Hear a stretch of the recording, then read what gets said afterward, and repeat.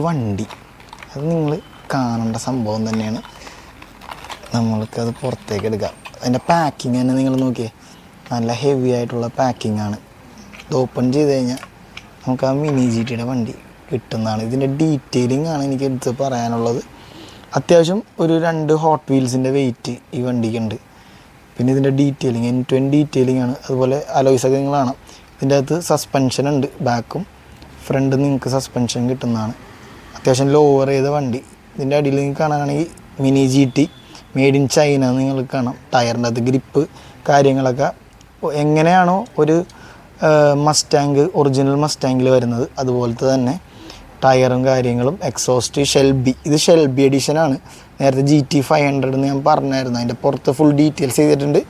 പിന്നെ ഇതിൻ്റെ ബാക്കിലായിട്ട് ഇതിൻ്റെ മോഡലും കാര്യങ്ങളൊന്നും മെൻഷൻ ചെയ്തിട്ടില്ല. പക്ഷേ അതിൻ്റെ വേറെ മോഡൽ ഞാൻ കണ്ടായിരുന്നു.